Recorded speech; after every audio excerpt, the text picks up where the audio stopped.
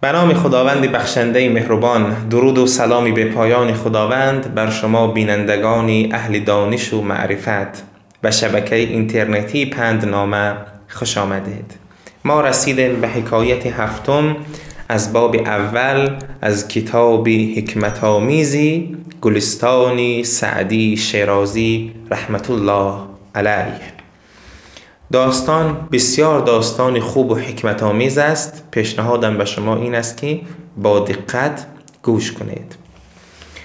پادشاهی با غلامی عجمی در کشتی نشست و غلام هرگز دریا ندیده بود و محنت کشتی نیازموده بود.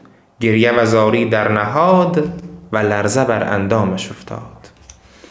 پادشاه باید سفر میکرد. سفرش از طریق دریا بود و باید با کشتی می رفتند.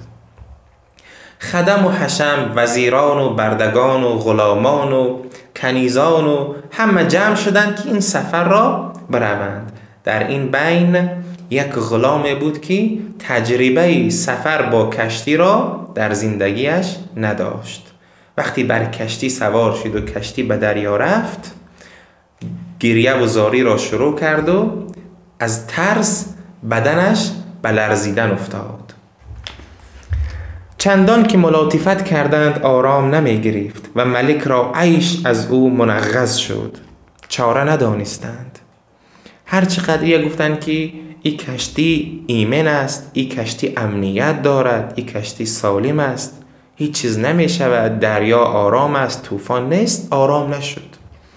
ملک که بسیار ناراحت شد از گریه و زاری این غلام و سرش درد گرفت، یک حکیم هم در آنجا بود. حکیم در آن کشتی ملک را گفت اگر فرمایی من او را خاموش کنم. این حکیم پادشاه را گفت که ای پادشاه، اگر دستور دهی، اگر اجازه بدهی، من این غلام را ساکت کنم. پادشاه گفت غایت لطف باشد. گفت بسیار در حق من لطف بزرگ کرده ای. حکیم بفرمود تا غلام را به دریا انداختند. باری چند غوطه خورد. حکیم گفت که این غلام را بگیرید و به دریا بیاندازید. در دریا که انداختند غوطه خورد، پایین و بالا رفت. مویش گرفتند و سوی کشتی کشیدند.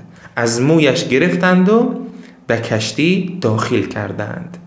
دست در ختام کشتی زد، لب کشتی را گرفت، داخل کشتی شد. چون برآمد به گوشه بنشست و آرام یافت. چون داخل کشتی شد در یک کنج نشست، آرام گرفت. دیگه گریه و زاری نکرد، دیگه از ترس بدنش نمی لرزید. ملک را پسندیده آمد و گفت در این چه حکمت بود؟ پادشاه گفت که حکیم بسیار کاری خوب کردی. حکمت این کار چی بود؟ یعنی حکمت آن گریه و زاری چی بود؟ حکمت این آرامش و سکوت و خاموشی چی است؟ حکیم گفت اول محنت غرق شدن نچشیده بود و قدر سلامتی کشتی نمیدانست. همچنین قدر عافیت کسی داند که به مصیبتی گرفتار آید. گفت اول که گریه و زاری میکرد به خاطر این بود که محنت غرق شدن را نچشیده بود، تا به حال به دریا نیفتاده بود که بفهمد غرق شدن یعنی چی. و وقتی آرام گرفت فهمید که کشتی بسیار مکانی امن و سالم است. قدر عافیت را کسی داند که به مصیبت دچار شده باشد. قدر سلامتی را کسی می‌داند که بیماری شدید داشته باشد. قدر ثروت کسی می‌داند که فقر را تجربه کرده باشد. قدر دانش کسی می‌داند که جهل و نادانی را تجربه کرده باشد. ای سیر، تو را نان جوین خوش ننماید. معشوق من است آن که به نزدیک تو زشت است. ای کسی که سیر هستی و گرسنه نیستی، این نان خوش که تو از آن بیزاری در نزد من که گرسنه هستم یک معشوق است.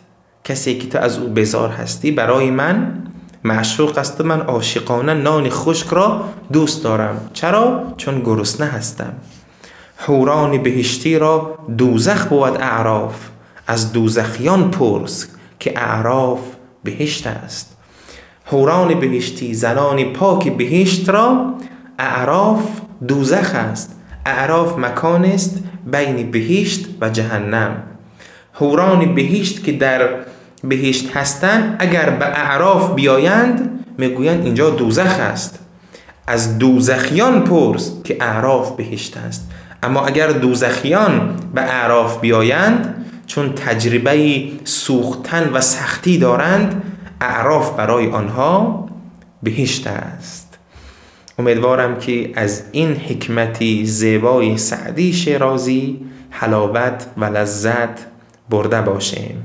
و السلام علیکم و رحمت الله و برکاته.